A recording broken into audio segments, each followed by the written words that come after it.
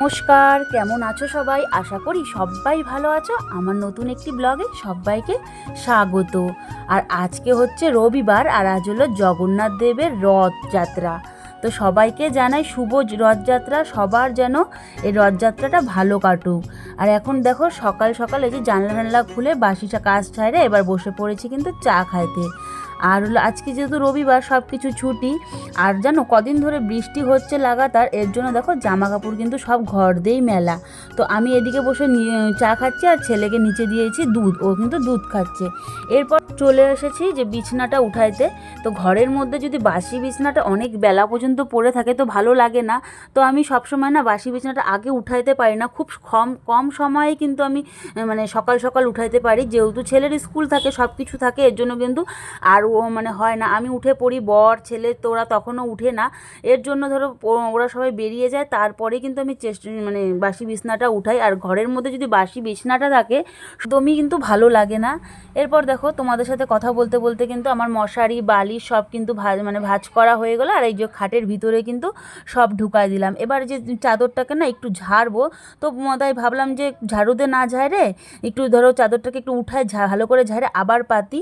তো এই যে দেখো রেডি হয়ে গেলো আমার বিছনা পরিষ্কার করা। তো বিছনাটা একদম টান টান করে পরিষ্কার করে নিলাম। এরপরে সকালে ভাবছি কি করব, তো ভাইবে পাচ্ছিলাম না। এর জন্য দেখো করলাম এখন ম্যাগি, গরম গরম ম্যাগি। তো আজকে হলো যে ম্যাগিটাই খাবো। আর সকালে ভাত বলো রুটি বলো কিছু করা হয় নাই, তো ম্যাগিটাই করেই আজকে কিন্তু সকালের খাবারটা খাওয়া হয়ে গেল। এরপর দেখো যে চালটা ভিজায় রাখি, মানে ভালো করে ধুয়ে এবার ভিজায় রাখবো, তারপরে কিন্তু সব কাজগুলো সারবো। ততক্ষণে আমার চালটাও ভিজে যাবে, আর ধরো কাজ করা হয়ে যাবে। আর চালটা ভিজে গেলে ভাত হতে কতক্ষণ। আর আজকে হলো ছেলেকে কিন্তু পাঠাবো জানো আজকে আর্টে। তো আজকের থেকে ধরো ও আর্ট শুরু করবে আমাদের বাড়ির কাছে, এই যে দিতে চলে আসছি ওকে আর্টে। আর এই যে জায়গাটা দেখে চিনতে পারছো? হ্যাঁ হ্যাঁ, এখনই কিন্তু তোমরা চিনবে তোমাদেরকে যদি ব্যাক ক্যামেরা করে দেখাই। তো চলো ব্যাক ক্যামেরা করে দেখাই। ওই যে দেখছো জামা কাপড়গুলো মেলা, ওটা কিন্তু আমাদের বাড়ি। আর এই যে এই পাশে রাস্তা, এটা এই যে দেখাইতাম যে মাঠের থেকে রাস্তা, এই যে এই রাস্তাটা। তো এই গলিতেই হলো ছেলেকে আর্টে দিয়েছি, তো আজকের থেকে নতুন যাবে। আর দেখছো চারি সাইডে খালি জল আর জল। তো দেখো মনে হচ্ছে মধ্যেখান দিয়ে রাস্তা, আর দু সাইড দিয়ে কিন্তু মানে পুকুর বা নদী। তো দেখতে কিন্তু দারুণই লাগছে। তো জল আর জল, আর এখনও কিন্তু ঝিরিঝিরি বৃষ্টি পড়ছে, জানি না আজকে রোদ উঠবে কি না। তো তারপরে যে বাড়িতে চলে আসলাম, বাড়িতে চলে আসে যে রান্নাটা বসায় দিছি। আর আজকে না রবিবার, তো কি হয়েছে আজকে একদমই সিম্পল খাওয়া দাওয়া করব। মানে দুদিন মাংস, তার আগের দিন মাছ যেহেতু খাওয়া হয়েছে, আজকে আর ভালো লাগছে না। এর জন্য বরমশাইকে বললাম আজকে কিন্তু বাজার থেকে কিচ্ছু আনবা না, আজকে একদমই সিম্পল খাওয়া দাওয়া করব। এই যে এদিকে আমি প্রথমে দেখো এদিকে এই সাইডে ডাল, কচু দিয়ে ডাল বসাইছি, যেটা শোলা কচু বলে, যে লম্বা লম্বা কচুগুলো হয় না, তো ওটাতে ডাল চাটনি আলু সেদ্ধ, বাস আজকে কিন্তু সিম্পল খাওয়া দাওয়া। এরপরে দেখো রান্নাবাড়া হয়ে গেছে, এবার বসে পড়েছি রান্নাঘরটা পরিষ্কার করতে। যেহেতু আমার রান্নাঘরে কোনো জানালা নেই, সেহেতু না একটু নোংরা তেল ছিপছিপাটা কিন্তু বেশি হয়। দেওয়ালে মানে কালো কালো স্পট পড়ে যায়, ওগুলো অনেক ডলাডলি করি, তো তবুও কিন্তু ধরো অতটা উঠতে চায় না। তো রান্নাঘরে যেহেতু জানলা নেই না, গ্যাসটা সেহেতু বেরোতে চায় না। উপর দিকে একটা ছোট্ট ধরো ফ্যানের মতো সিস্টেম করা হয়েছে, তো ওর দিক দিয়ে যতটুকু ধরো হাওয়া বাতাস মানে সব তেলগুলো যাওয়ার ওদিক দিয়েই যায়, তো নয়তো যেতে পারে না, মানে তেলটা একটু বেশি হয়। এরপরে দেখো আমার সব রান্নাঘরটাও কিন্তু পরিষ্কার করা হয়ে গেলো। আর গ্যাসটা যেহেতু আমার কালো, সেহেতু কী বলো তো একটু মানে তেল ছিটা বা লবণ কিছু একটা পড়লে না নোংরাটা কিন্তু বেশি বোঝা যায়। তো এইটাকে বারবার করে ভালো করে পরিষ্কার করে রাখতে হয়। এরপরে দেখো রান্না বাড়া হয়ে গেছে, আর এতদিন পর সূর্যি মামার মুখ দেখা গেছে, বাবা কতদিন পর।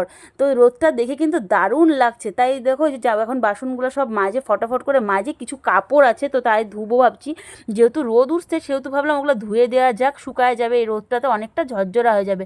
আবার কখন বৃষ্টি আসবে কি জানি বলা তো যায় না। তারপরে দেখো কিছু ভিজা জামা কাপড় ঘরে ছিল, তো সেগুলোই কিন্তু মেলে দেওয়া হয়ে গেছে। আর এই যে দেখো এদিকে কিন্তু আমার বাসন টাসন সব মাজা কমপ্লিট। আর এই যে এখন বসে পড়েছি পূজা দিতে। যেহেতু আজকে রথযাত্রা, সেহেতু দেখো এই যে একটু পূজা ফটাফট তো না, অনেকটা দেরি হয়ে গেছে। গোপালকে একটু সন্দেশ দিয়ে পূজা দিচ্ছি।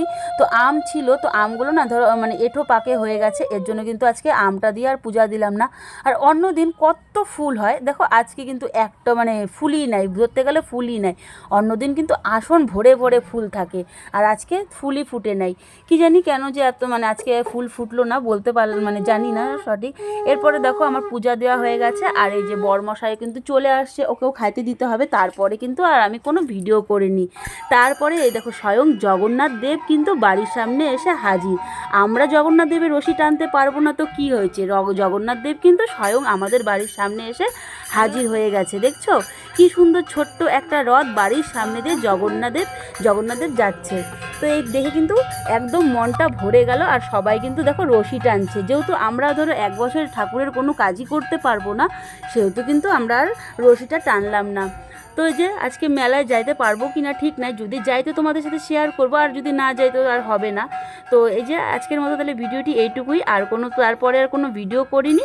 তাহলে আজকের মতো টাটা, দেখা হবে একটি অন্য ব্লগ নিয়ে। ততক্ষণ তোমরা ভালো থেকো, সুস্থ থেকো। হ্যাঁ, আমার চ্যানেলটি যদি সাবস্ক্রাইব না করো, সাবস্ক্রাইব করে দিয়ে আমার পাশে থেকো।